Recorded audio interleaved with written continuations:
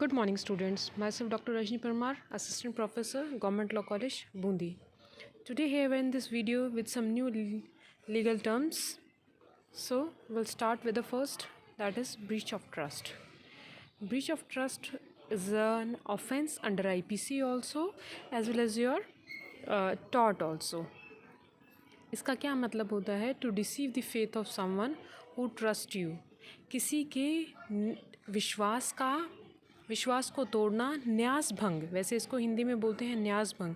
किसी का विश्वास तोड़ना या उनको जो है उसको विश्वास का उस पर खरा ना उतरना, तो वो होता है ब्रीच ऑफ ट्रस्ट.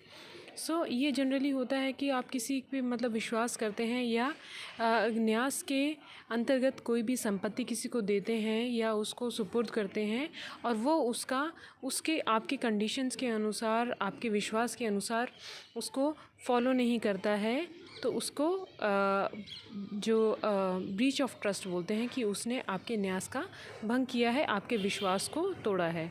तो हम आम भाषा में इसको बोलते हैं कि विश्वास तोड़ना. वैसे इसका लीगल जो सही मीनिंग है वो है न्यास भंग. ठीक है, तो ये होता है ब्रीच ऑफ ट्रस्ट. ये आपका ऑफेंस माना जाता है. ये क्रिमिनल ऑफेंस भी है और एक सिविल ऑफेंस भी है. ये आपकी जो है सिविल और क्रिमिनल लायबिलिटी आप आगे जाके जो है पढ़ेंगे इसमें कि ये लायबिलिटी अराइज होती है. क्रिमिनल में होता है कि जहाँ पे आप पनिशमेंट चाहते हैं तो you can go for criminal liability under IPC, और कहीं आप उसको कंपनसेट कराना चाहते हैं, आप रेमेडी चाहते हैं उस ब्रीच की, तो वहाँ पे सिविल लायबिलिटी आ जाती है. तो you should sue to the civil court और वहाँ पे आपकी कंपनसेशन, उसकी रेमेडी आपको मिलती है. So it is a breach of trust. ये आप आगे जो है टर्म पढ़ेंगे आपके सब्जेक्ट्स में, IPC में भी और आपके कॉन्ट्रैक्ट में भी, और है ना, जहाँ पे आपकी सिविल लायबिलिटीज़ होती हैं. So we'll move to the next term, that is burden of proof. burden of proof होता है ये आप जो बेसिकली ये टर्म जो है that belongs to Indian evidence act. ये एविडेंस की टर्म है जहाँ पे भी कि आपको कोई भी सबूत को आपको पेश करना है, उसको प्रूव करना है. ठीक है, तो liability of proving is called burden of proof. मतलब कि भार किस पे है? सिद्ध करने का भार. इसका हिंदी में अर्थ होता है सिद्ध करने का भार, burden of proof. Burden of proof आपके इंडियन एविडेंस में बताया है, जिसमें कि मान लीजिए कि आपके प्लेंटिफ और डिफेंडेंट, क्रिमिनल लायबिलिटी है, एक तरफ जो है आपके प्लेंटिफ हैं और एक तरफ डिफेंडेंट है. तो जो उसको सिद्ध करने का, आपके दोष को सिद्ध करने का भार किसका होगा? आपका प्रोसिक्यूटर का होगा. प्लांटिफ का जो है वो आपके भार को सिद्ध करेगा. मतलब कि जैसे आप उदाहरण के तौर पे ले लीजिए कि यदि किसी ने चोरी की है तो जो व्यक्ति इल्ज़ाम लगा रहा है वही ये प्रूव करेगा कि इस व्यक्ति ने हमारे यहाँ पे चोरी की है. ठीक है, और डिफेंडेंट क्या करता है, एक्यूज़ क्या करता है, वो केवल अपने बचाव में अपनी सबूत पेश करता है.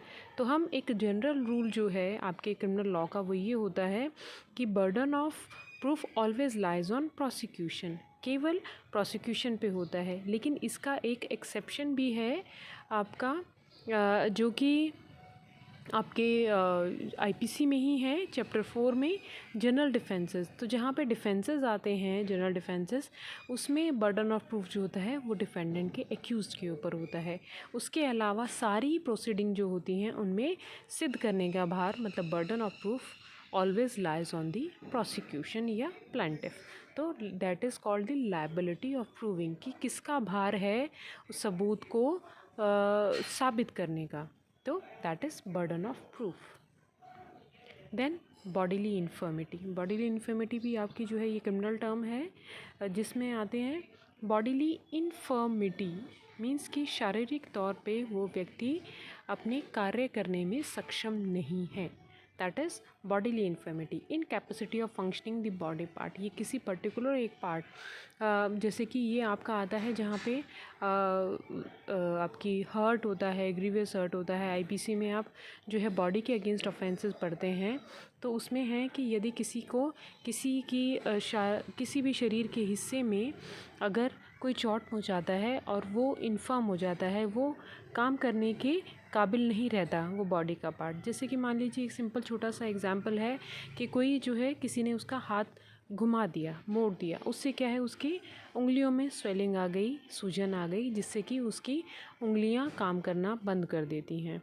ऐसा नहीं है कि ये परमानेंट इन्फर्मिटी नहीं होती है, टेम्परेरी भी होती है। कुछ समय के लिए आपका जो है उंगलियां या अंगूठा मुड़ना बंद हो जाता है, तो वो क्या है, infirmity of your body part. वो आपका अंगूठा, आपकी ग्रिप नहीं बन पा रही है, आप पेन नहीं पकड़ पा रहे हैं क्योंकि किसी ने आपके हाथ को मरोड़ दिया है, तो वो आता है आपके बॉडीली इन्फर्मिटी। जैसे कि आपके किसी ने ज़ोर से थप्पड़ मारा और कान की जो है कुछ समय के लिए सुनने की कैपेसिटी ख़त्म हो जाती है, तो वो क्या है, इन्फर्मिटी। जब जहाँ पे आपका वो बॉडी पार्ट जो है वो फंक्शन करना बंद कर देता है। ठीक है, जैसे पैर में किसी ने ज़ोर से आपको चोट मारी और पैर जो है उसमें कोई टिश्यू रप्चर हो गया है या कुछ समय के लिए वो सुन्न हो गया है, तो ये इनको इन शारीरिक, जहाँ पे शरीर आपका या शरीर का कोई हिस्सा जो है वो काम नहीं करता है, उसको इन्फर्मिटी बोलते हैं कि that is infirm to perform its functions. ठीक है, जैसे बॉडी है, ग्रिप आपके जो फिंगर्स हैं, थंब हैं, आपके ग्रिप बनाने के लिए होता है, पैर जो है चलने के लिए होता है, कान सुनने के लिए, तो जो उनके फंक्शंस होते हैं, in fact it would apply to the internal organs also. For example brain, your means your capacity to talk also, to speak, to hear or to watch। जैसे कि देखने में, आँख पे किसी ने ज़ोर से चोट मारी है तो कुछ समय के लिए आपको दिखना बंद हो जाता है, जस्ट बिकॉज ऑफ इंजरी, वो परमानेंट नहीं होती है। तो इन्फर्मिटी क्या होती है, मीन्स की इनकैपेसिटी, जो कि आपकी परमानेंट भी हो सकती है और टेम्परेरी भी हो सकती है। तो ये टर्म आप जो है पढ़ेंगे आपकी आईपीसी में, bodily infirmity. Next is capital punishment. Capital punishment भी आपके क्रिमिनल प्रोसीजर का जो है आपका पार्ट है। कैपिटल पनिशमेंट आप सब लोग जानते हैं कि आपकी कोई भी अपराध अगर कारित किया है तो उसकी सज़ा जो होती है वो पनिशमेंट होती है। तो कैपिटल पनिशमेंट हम किसे कहते हैं, जनरली आप ये जानते हैं कि आप अपनी बुक में भी देखेंगे कि डेथ पनिशमेंट को कैपिटल पनिशमेंट बोला जाता है।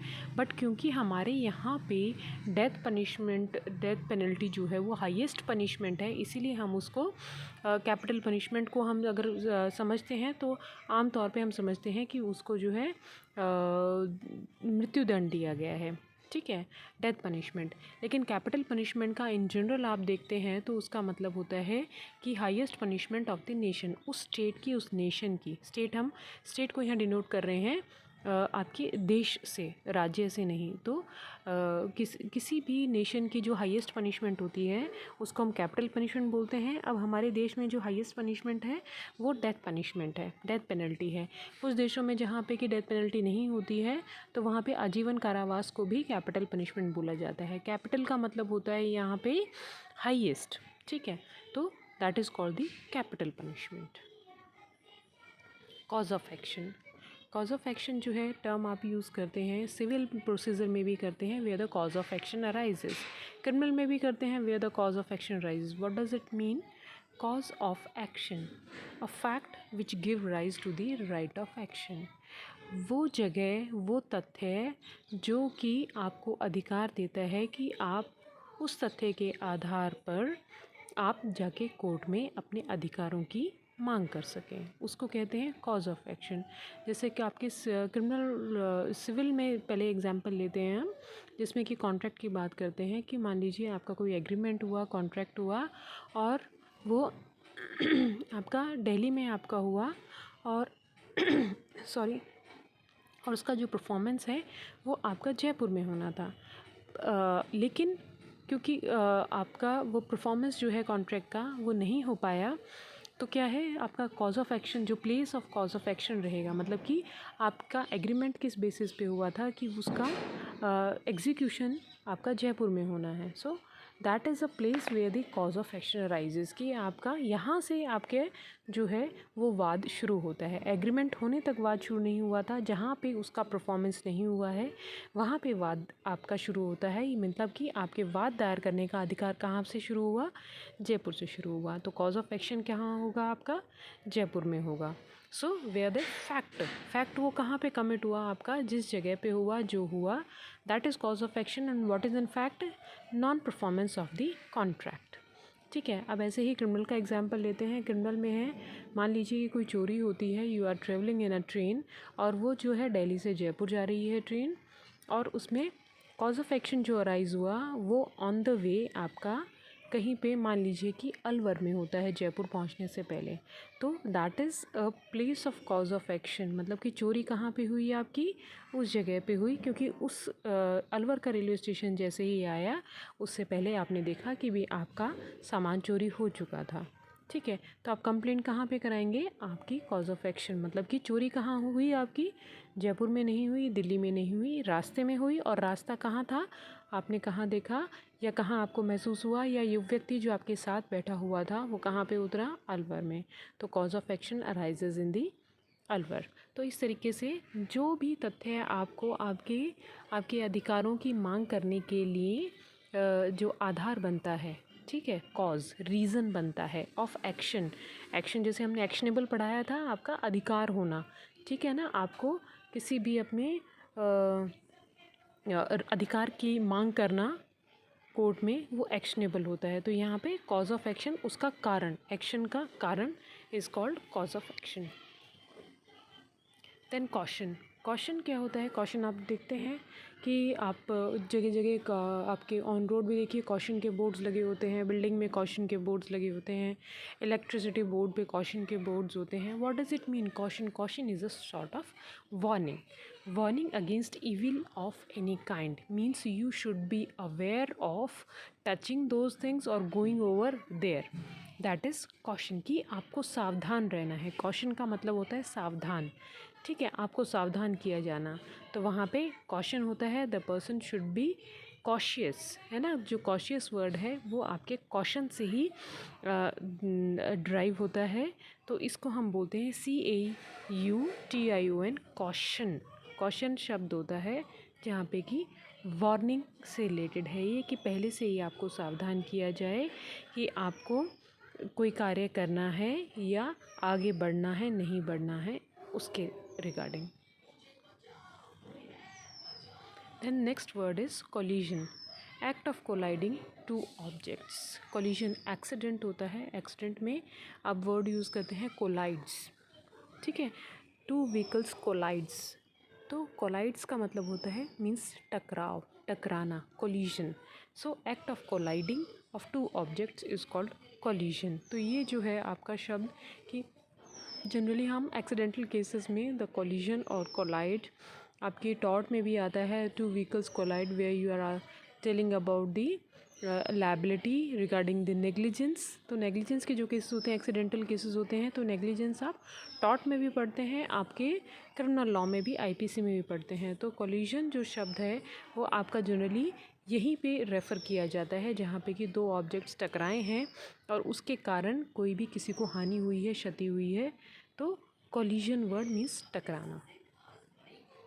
कंपाउंड, कंपाउंड शब्द है आपका, आप कंपाउंडेबल पढ़ते हैं, जैसे आप देखेंगे क्रिमिनल जो है आपके लॉज हैं उसमें आप पढ़ते हैं this offence is punishable with so and so punishment and whether it's compoundable और नॉन कंपाउंडेबल। तो आपका CRPC में आप जब क्रिमिनल लॉ पढ़ते हैं तो उसमें आता है किन्हीं ऑफेंसेस के लिए लिखा होता है इट्स कंपाउंडेबल और किन्हीं ऑफेंसेस के लिए लिखा होता है नॉन कंपाउंडेबल। कोई बेलेबल है, नॉन बेलेबल है, कंपाउंडेबल है, नॉन कंपाउंडेबल है। तो ये कंपाउंडेबल शब्द क्या है, to settle with the creditor. किसी भी व्यक्ति को जिसको नुकसान हुआ है उससे आप उसको कंपनसेशन दे के, मीन्स कि ये कोर्ट के द्वारा सेटल नहीं होता, लेकिन ये ऑफेंस जो है, ये ऑफेंस का मेंशन होता है कि इस प्रकार के ऑफेंसेस होते हैं वो कंपाउंडेबल होते हैं। मान कि दो पार्टीज़ आपस में सुलह करके और उसको कंपनसेशन दे के, किसी भी तरीके की मॉनेटरी हेल्प है या जैसा भी है वो हेल्प दे के और उसको ऑफेंस को, अपने अपराध को सेटल कर सके। तो वहाँ पे सुलह करना जो होता है, settle by crediting any amount और कंपनसेटिंग, दैट इज़ कंपाउंड। तो उन ऑफेंसेस के लिए हम वर्ड यूज़ करते हैं कंपाउंड। देन कंपनसेशन, कंपनसेशन हम पहले भी कई बार ये शब्द इस्तेमाल कर चुके हैं किसी भी आपको नुकसान जो हुआ है उसकी क्षतिपूर्ति करना। तो remedy for the loss sustain, आपको जिस भी प्रकार के कोई भी नुकसान हुए हैं, चाहे वो टॉर्टिस रॉन्ग में हुए हैं या कॉन्ट्रैक्ट में हुए हैं या आपके क्रिमिनल ऑफेंसेस में हुए हैं, तो आप यदि उसका कंपनसेशन दिया जाता है, मतलब कि आपको जो भी डैमेज हुआ है, जो नुकसान हुआ है, उसकी भरपाई की जाती है, क्षतिपूर्ति की जाती है, चाहे वो मॉनेटरी होती है या आप उसके बदले में उसको कुछ करके देते हैं, तो वो कंपनसेट करना होता है। तो वहाँ पे हम शब्द इस्तेमाल करते हैं कंपनसेशन। सो कंपनसेशन जो है आपके क्रिमिनल उसमें मिलता है। आप जनरली आजकल देखते हैं कि बहुत सारी स्कीम्स होती हैं विक्टिम्स के लिए कंपनसेशन देना। तो ये कंपनसेशन जो होता है ये अप्रॉक्सीमेट होता है, अनलिक्विडेटेड होता है। अनलिक्विडेटेड का मतलब होता है कि मान लीजिए कोई भी आपकी संपत्ति है, वो अगर 1 लाख की है, 2 लाख की है, गाड़ी का कोई नुकसान हुआ है, तो आप उसको असेस कर सकते हैं कि आपको गाड़ी में 2 लाख का, 3 लाख का, या आपको जितना भी नुकसान हुआ है, तो वो असेसमेंट होता है कि इतना इसका डैमेज हुआ है, तो ये इसका असेसमेंट है। लेकिन कंपनसेशन में कहीं पे ऐसा जो है कुछ ऐसे भी डैमेजेस जो हैं आते हैं आपके, जो कि आप असेस नहीं कर सकते हैं। जैसे कि मान लीजिए कि एक्सीडेंट में किसी की मृत्यु हो जाती है, तो वो compensation this is unliquidated.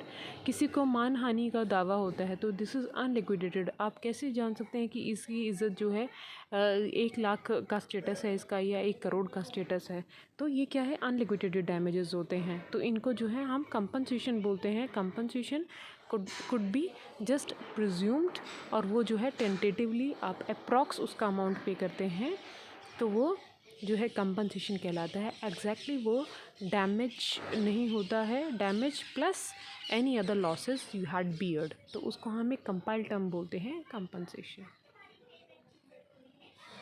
This much for today. So we'll meet with some new legal terms in the next video. Thank you so much.